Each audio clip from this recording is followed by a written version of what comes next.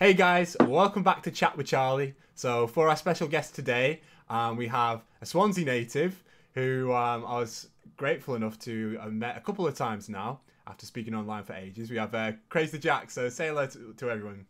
Craze? How's it going, everyone? Well, we'll have to see how many people actually What's tune in. happening, Charlie? Yeah, well, it's good. Yeah, like I say, it's this is that funny week in it between Christmas and the New Year's. But you've released a new album recently, Resilience. Yeah. I say recently, bloody hell, when was it? Like September when it came out, wasn't it? Yeah, first week of September. First week of September. Yeah. We've got Feels like a lifetime ago now. yeah, Time Bomb produced by me. On that album. Shameless plug. Yeah, but, man. yeah, man. So like, obviously you've got a big discography now on Spotify. You've got like how many albums now? Like 4 or 5? 4, I think. 4, yeah. 4, yeah, and a few singles in between. Mm-hmm. And hopefully, yeah, it'll be number 5 next year. Just a little quick thing.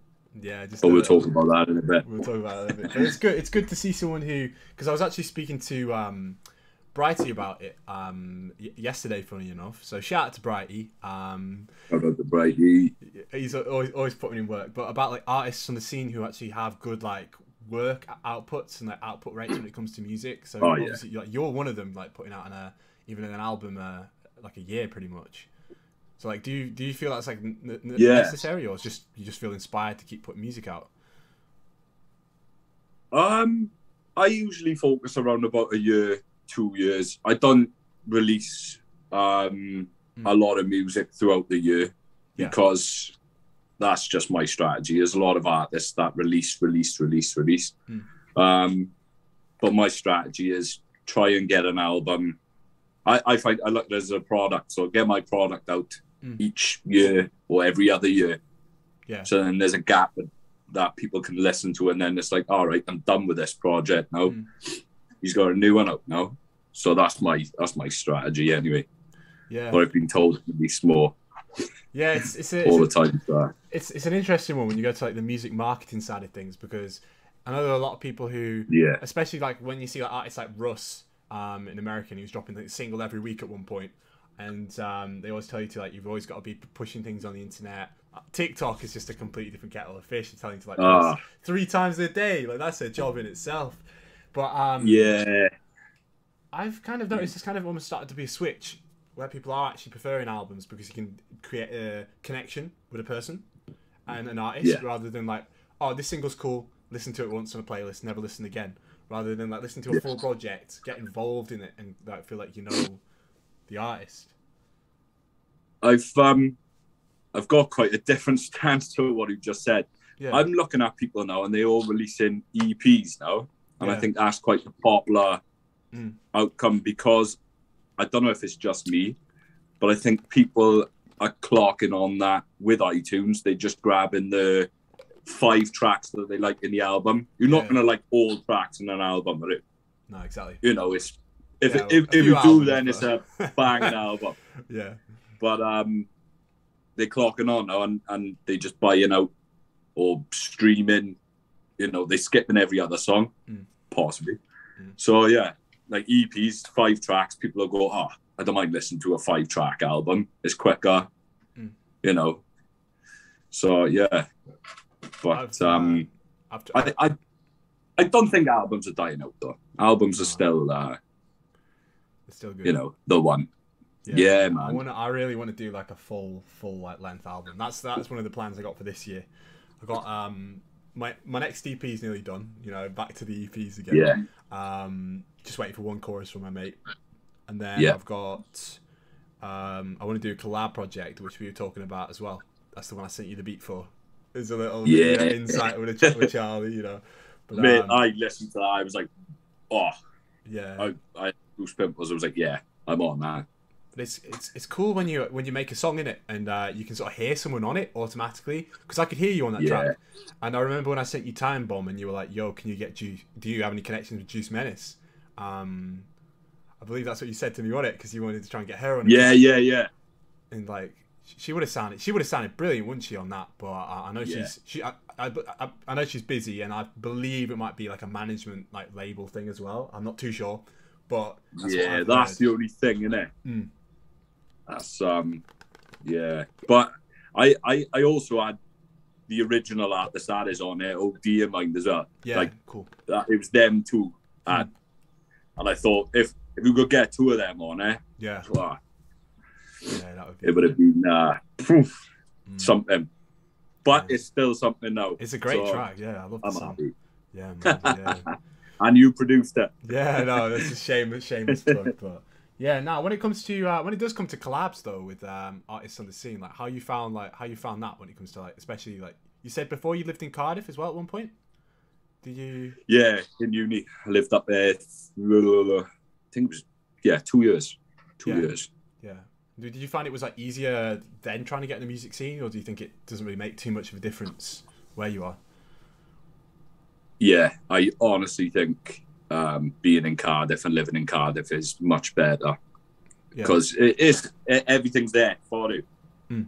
You know, even the new BBC Wales Radio Wales Towers built there. Yeah, I mean, you could just, you know, I got to get on a train and go up there and then try and book a meeting or not. But when you live in there, it's quite accessible then, and you've got all the clubs there. And it's a different world to you, man. It is interesting though with Cardiff because, this could be a bit of an unpopular opinion here. When it comes to like music venues and stuff, like, I mean, I know a lot of them have shut down recently, but other than like the Moon, Misfits, and Porters, I want to say, and Porters is closing in September. For upcoming artists, especially in like hip hop genres, it's quite difficult. Newport's probably got just as many venues, and so Swansea, and they're small cities. But it's always interesting, like obviously from like an outside looking in perspective. Like I'm sort of kind of like you. I'm outside Cardiff, but I've got my car. It takes me like 35 minutes to get there. I'm always in Cardiff, you know, see my brothers and friends. But it just feels like I've been going Bristol more even recently because Bristol's got more facilities. Oh, Bristol's the one. You know, and it's kind of about making those connections, isn't it, to be able to set things up in those cities? Yeah. But I usually focus on the whole getting to Bristol. It's quite hard to get to Bristol until you've actually got there, like, and then it's just you just blow up then. But I think Cardiff is, for me, Cardiff is the one at the moment. I mean, Newport, you know, we all know there's loads of boys in Newport that are doing it. Yeah. There's a good few people doing it in Swansea now. Yeah. Cardiff has always been the one. It's always been everyone goes and congregates in Cardiff. So I haven't been up there for bloody hell 3 to 4 years. Yeah. I think, you know, pandemic 2 years. Yeah, but so about 4. Yeah, man. So I don't really know how many venues are still open or closed now. So it's probably a different ballgame now, isn't it? Yeah, exactly. Obviously, you know, times are changing and stuff. And obviously yourself, you know, you've got I mean, we all have to grow up someday. I still feel like a kid, but you've got like responsibilities and stuff now as well, innit? Because you got obviously a kid on the way. So how you find it like balancing like your work and your family life with music as well? It's about to get harder, but no, I've got it to a T now. You know, I don't try and I should do more, but I don't try and get home and go, I need to get in the studio now. I just get home, and if I feel like going in, I'll go in. I might just sit here and listen to music for, I don't know, 3 hours and then produce nothing. Yeah. But then I might come in, listen to a song, and I'll be like, oh, boom, there's an idea. So I don't try and push too much. I don't think that's the right way of doing it personally for me. Yeah. So I just create when I feel like creating rather than pushing to create. Yeah. So it's almost like a a way of expression and like an output for you, I take it then, rather than yeah. I like to well, everyone knows this now, I think. I like to get in the studio and have a little Jack Daniels. Yeah. It's just like a nice chill out place, even though you're still working, I guess. But yeah. But it all helps because those talks, they inspire the songs. Those conversations you have inspire the music, so it all comes back around. I mean, I know there's obviously some people do make the comparison with music with sport, as in, you know, you got to work at it every day, train for it. But yeah, it's just different way. Everyone's got different reasons why they do music. I think that's an important thing as well to notice. Yeah. I mean, I'm not again, like, what would you say is the reason you do music then? Like, why did you start making it, and why do you continue to make it? Well, in previous podcasts and all that, you know, I said I always started at 11 years old, and you know, writ out lyrics and produced a bit in my bedroom and all that stuff. But to be honest, I'm an addict for it. Yeah. I can't drop it. I say some days, and James knows this, I'll message and I go, I fucking want to quit. Fuck everything. Yeah. You know? I said I wasn't going to swear that. That's but cool. that is what I say. But then he'll tell me, he'll just say, oh, chill out, Craig, see you tomorrow. And then tomorrow comes and I'm like, I've just written a song, James. So, yeah, I think that's just part of the bloody thing, innit? Yeah. You know? But what's the main reason why I, just addicted to it? It's too late as well, man. Like, I've been doing this since I was 11. I'm now 29. Yeah. So there's no point in quitting, really, is there? No.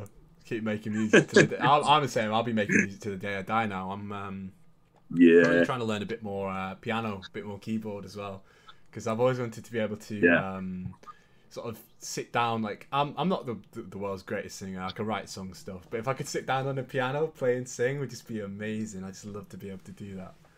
You know, I've heard your songs, mate. You are a songwriter. Thank you. You can do it.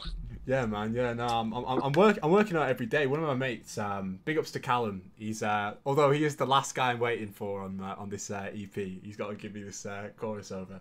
But he's got like a setup in his place in Cardiff in Roath, and he can play guitar and sing. He can play on the piano and sing, and he's an amazing soul singer.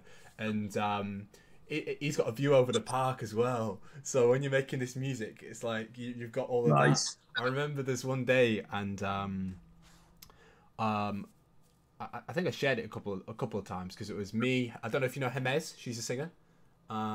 Yeah.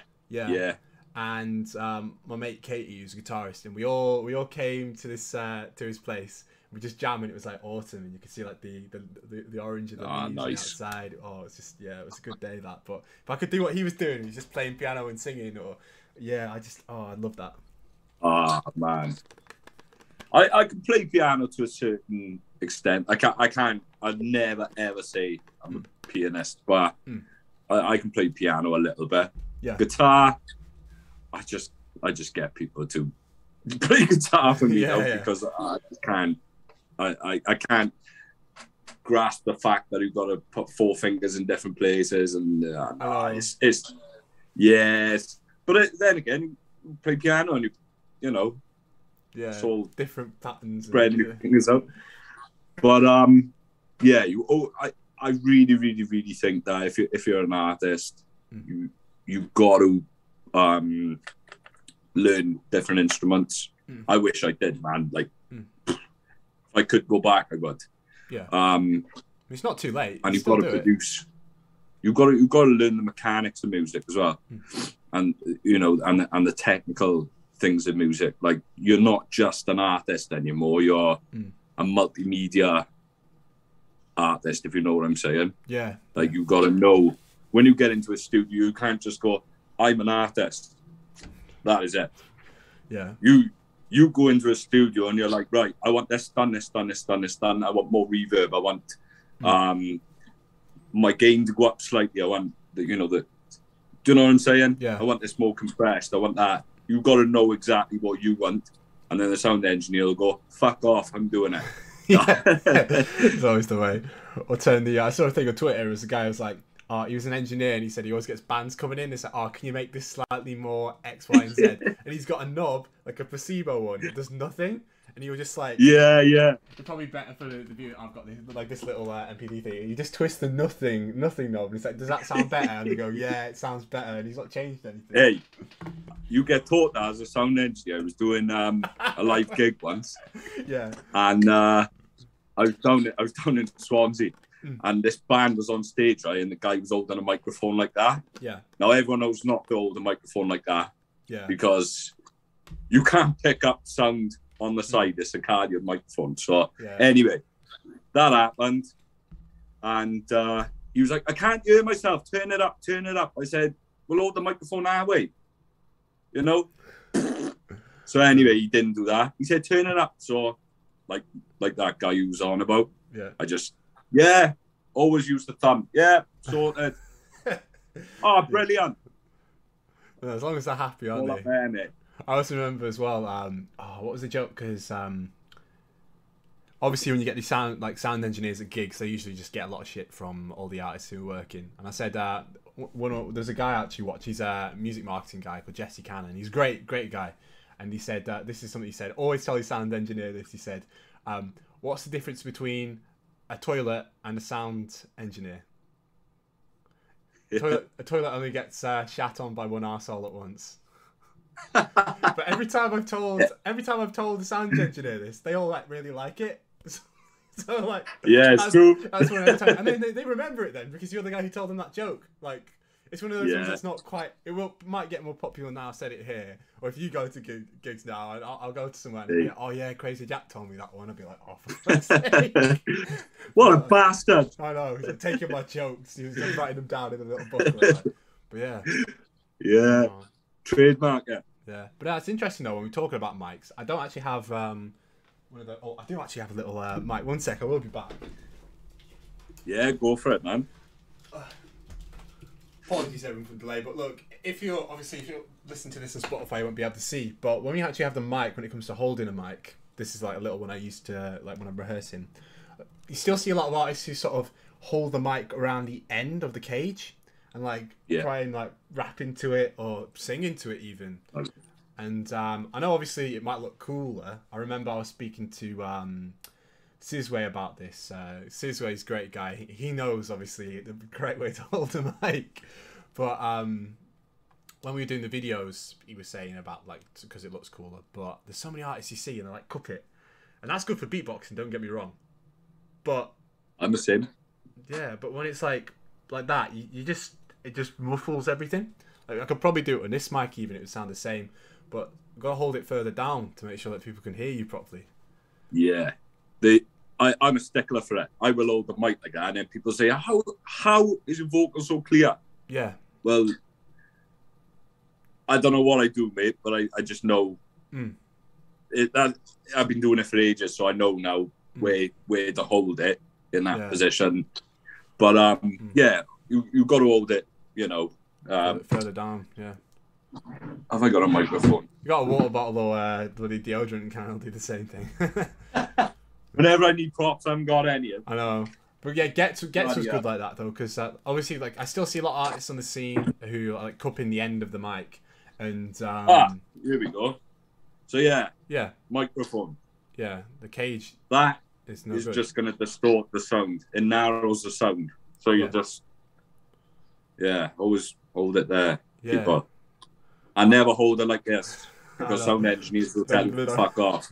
Yeah, but that's side on for the people who are listening on the on Spotify. But because there's some people I know, I'm not going to name names who got annoyed, but there's like people I know who get really annoyed when they see like artists like holding the mic like this just to hold it.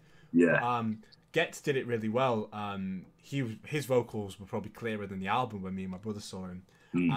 But he had like a knuckle duster on like halfway down the mic. So when he was holding it was like the knuckle duster halfway down the mic, and then the mic standing up. I thought it was really like a really cool prop as well. but that allowed his vocals to be like pristine clear. And yeah, obviously if you want that sound effect where it's really boxy or whatever, then fair enough. But for most acts, you want it to be as clear as possible. So yeah, it's it is, you know, it is an art at the end of the day. Yeah. It's, you know, it's classed as microphone techniques. So, you know, as if you want to be professional or not, then obviously you'll hold the fucking microphone the correct way, innit? You know, and yeah, it helps the sound engineer because they can make your vocals crystal clear. You hold it like a mate, you know, up the top on the head of it.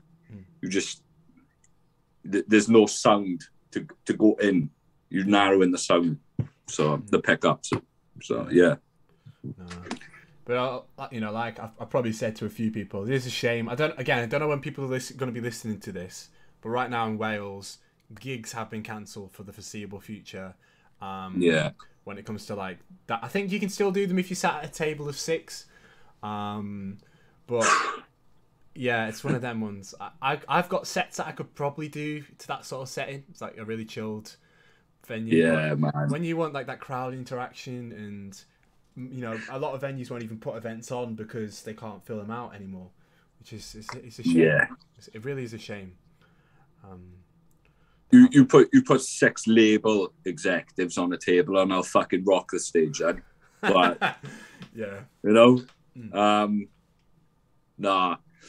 I think it's going to kill a lot of artists. You know, I'm a person that likes crowd, you know, interaction. You're a person that likes crowd interaction. Yeah. I saw it on that night, but you know, that's, you know, because that's a lot of your stuff as well, isn't it? Yeah. You like crowd engagement in between each track. It's got to be done. Yeah, it's got to be done. Yeah, man, and it does kill the atmosphere if you put 6 people sitting down.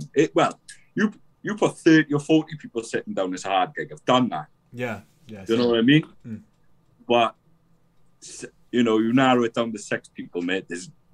There's not a lot of atmosphere unless they are the loudest bunch of fuckers alive. Yeah, just the biggest supporters, knowing every word to your songs. That'd be all right, to be fair.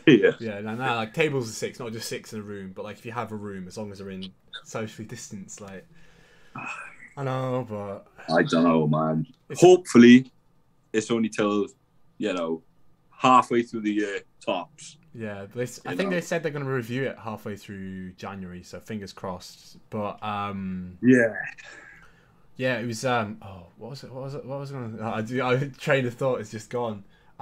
This is what I was thinking though, because you can still have 30 people inside, like max, which is I thought was a weird one. So I was thinking if someone had like a cool house or a cool garden, because you can have up to 50 people in Wales in a garden, you could put on like an underground event. And to be honest, I'm not claiming like I'm the biggest artist going, but to have 30 people come to one of my gigs would be pretty cool. Like that's the point is, like that would be fair enough. Like when it comes to like Porter's, was there 30 people when I performed there? Maybe. But I've done gigs with a lot less than 30 before, and it's still been nice. So if somebody could like, I'm not encouraging this, I'm not doing whatever, but if somebody just happens to think, yeah, we're going to put on a little event with, 30 people, let me know, because that might be the way forward. Yeah. Be careful, Charlie. Yeah, no, I'm a good kid. He's a good boy. I work from home now with my music, so it's I'm not mixing or unneeded, but yeah. But if there is a massive event that's going on, then Yeah, and you want me to perform, hit me up. Yeah, man. So what are we saying then for 2022, Crazy Jack? What do we think we got on the way? At the moment, I've got a couple of tracks lined up. Obviously, you sent me another piece of work now with that collab beat, so that's added to it. Yeah. I don't know if I want to say too much about it because I've got a lot of ideas, but they could be non-existent. I don't know. So, but I've got an idea, but to try and get out in this crap as well is, you don't know what you can and cannot do. You can't really plan anything. Yeah. Media-wise. Yeah. So we just gonna play by ear. But music-wise, there'll be a few things. Yeah. No, I think I'd like to see some more music videos from you in the next year or so. Yeah, man. It's a hard one because I have been trying to get music videos out, but with all this stuff going on, like what's happening at the moment, I've been a bit paranoid with being around people and mixing, you know. You know, that's just me personally, you know. I'm not trying to tread on anyone's feet. Yeah. But hopefully next year I can get as many videos out as possible. Yeah. And that's my aim. Yeah, because I don't know if you know, there's a rapper called Dax. He's like a YouTube artist. They like promote his stuff all the time. And again, you know, no matter what you think of the guy, they've done a good job with his marketing and his promo, because he's everywhere. And one of the also good things about him is he actually replies to like comments and messages. Yeah. So he was showing like a reel of like back in 2016 all these different remix videos he did for tracks, and I literally commented on it, and I'm like, how did he afford all this? Because I'm thinking, yo, he's got these like brilliant quality music videos. He's putting out a new one like every other month, every month, something like that. It was mad. And he replied himself, and he's like, he saved up money from his job. He was a janitor. Oh my god! But he saved up his money, and he said what he did is he did all the videos one take videos, and I did something with OG Titan Teeth recently as well that was kind of similar. But we're going to turn that into a full music video, and whoever's doing his music videos, I think they probably have a bit of a better camera than me. Like I got my my Canon M50. I've got a gimbal in here as well. And yeah, you just do a one-take video, so there was no editing that needed to be done. 4K video, with a gimbal, good quality. He knows all of his stuff really well, and he just went like that. So I mean, that could be obviously an option for you as well. Is just to do like one-take videos, and you could get them done. I'd do one-take videos for people cheaper than I would do like a full edit, and it's something then for people to consume. They've got visuals then. They can go, oh, that's cool. My track Drive Off. That was one take. That was 10 minutes tops. Yeah. Well, no, as it goes, no. It wouldn't have been one take if it was 10 minutes. 3.5 minutes. Yeah. That's what I mean. So like, you know, that was just mad. And it was quick, easy, and effective.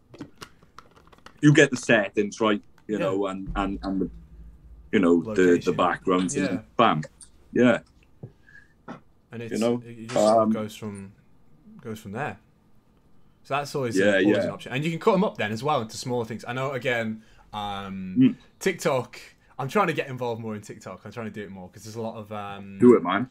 A lot of growth there. A lot of...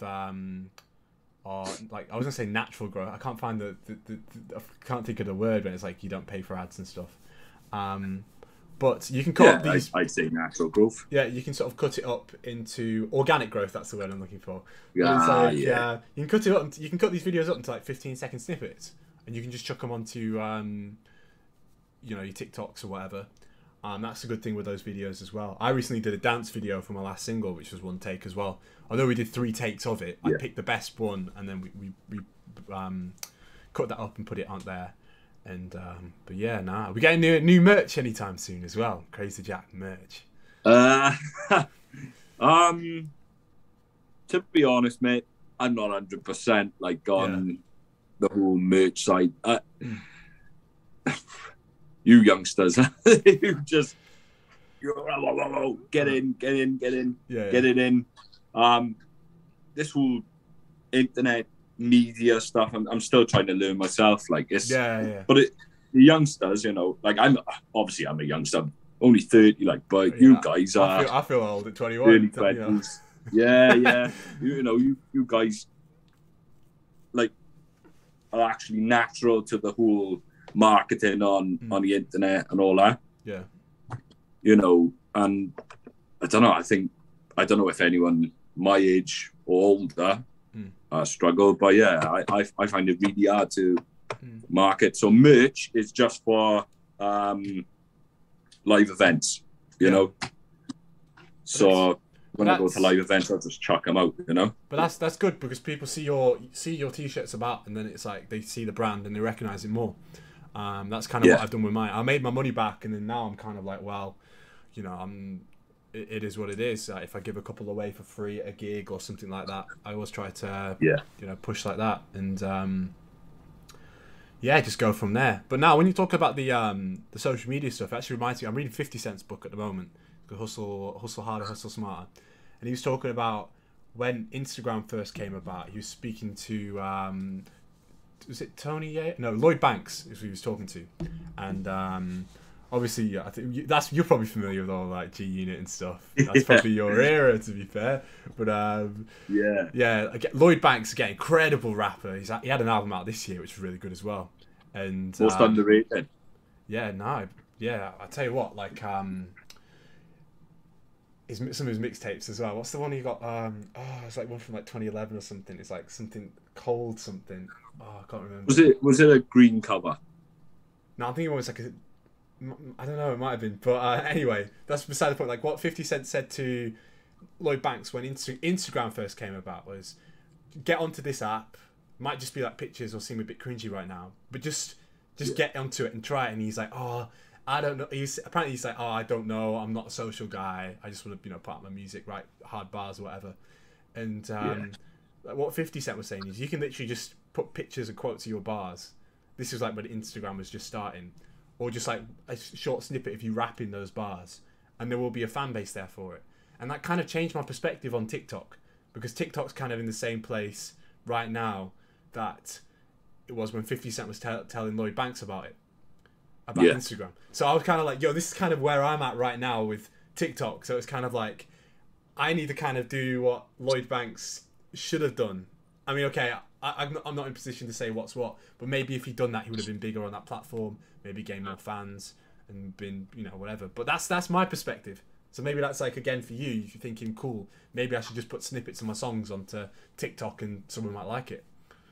Yeah, I usually I do it with the stories on Instagram. Yeah. I like fucking about with the stories on Instagram. Also Reels as well. Reels is another one that's quite popular. Yeah.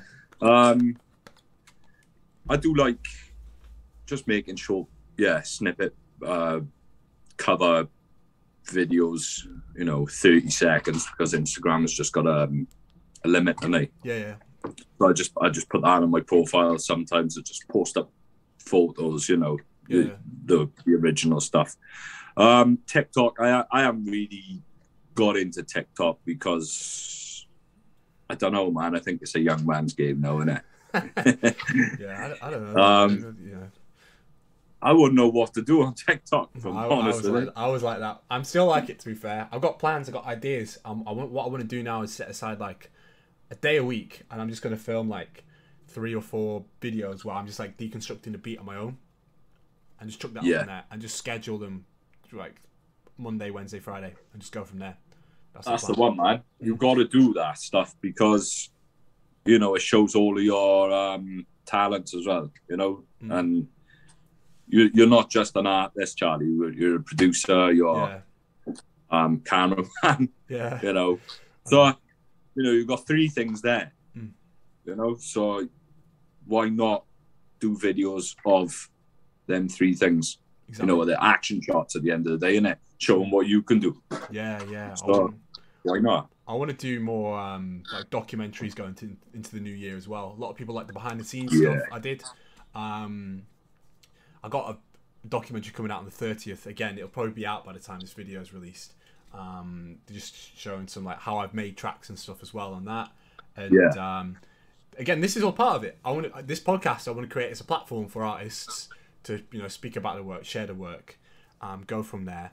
And I'm also thinking about creating a second podcast, which is like a music and talk show, where it'd be almost like a radio show where I'll play people's songs and then speak about them. Because you can do that with Anchor; it's really easy. And then you can tie people together. Like you can, and then Spotify sees that these artists are played together, and then the algorithm sort of works with it. It's really cool. Yeah, it's like, again, it is all. Sorry to interrupt. It's fine. Yeah, it's algorithm stuff, right? I know. I don't understand it. It's weird, man. It's weird. Everyone talks about algorithms and like, what? Yeah. I think the only reason obviously I know what it is now, but yeah, I think it's all big, maths and mad. But yeah, like I say, I don't know how long we've been going, but yeah, it's been good to hear from you, man. Anyway, we'll probably wrap it up here. Yeah. Any last words you want to say before we go? Where can we find you? Okay, so basically I'm on Facebook, Instagram, Twitter, Spotify, iTunes, Amazon Music. Yeah. On the full shebang. So any media source, YouTube, anywhere. So you can find me in everywhere. Craze the Jack, for those people who are wondering as well. It's one word on Spotify, Craze the one Jack. Word, yeah. And you've found it there. And obviously, hopefully be some more shows to see you soon. But we'll probably leave it there. So thank you. Charlie, you're a legend, mate. And thank you for getting me on. No worries. It's been a pleasure. I appreciate it. Thank you, everyone, for supporting me. And thank you, everyone, to support Charlie as well, because he needs to do more of this.